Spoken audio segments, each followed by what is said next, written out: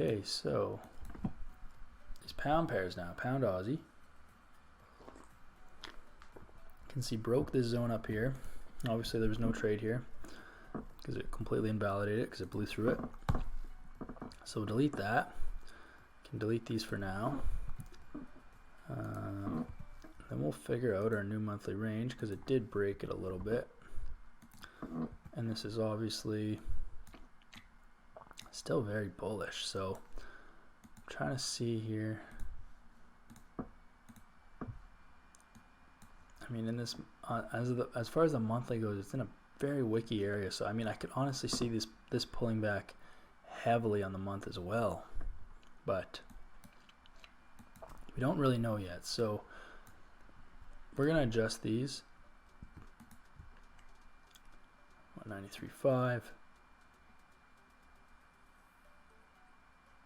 We'll move them to 194.5. A little bit more right there. We'll move this top one at 194.5. Move this bottom one to 186.5. That's your monthly range. If it decides to keep going down, we can delete this zone. This area is obviously really significant. You can see price, nice 4-hour bear candle here. Now there's a bunch of wicks, so it is creating a zone though that would need to break. And again, you're super counter trend trading because price is still above the 4-hour moving average. It's way above the daily moving average. So I wouldn't consider any shorts on this anytime soon, but I would just like to watch it and see if the structure changes to more bearish over time. Because just based on the weekly and the monthly, specifically the monthly, I just see this not closing like this. Like on the monthly aspect,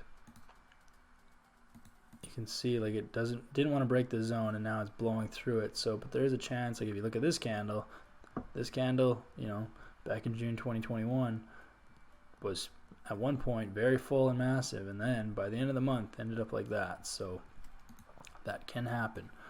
So I would just watch this closely. Don't look for any trades or anything yet, but just see if price starts switching, you know, directions kind of thing. If it starts making, like, this is textbook bull momentum, you know, higher highs, higher lows, like a nice staircase upwards.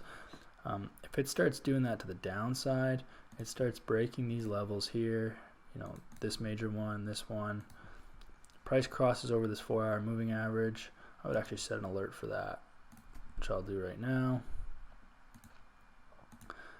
When price crosses over this 4-hour moving average, then I might be more inclined to short this and just look at it, you know, a little bit deeper. So that's pound AUD. Oops, we'll do something.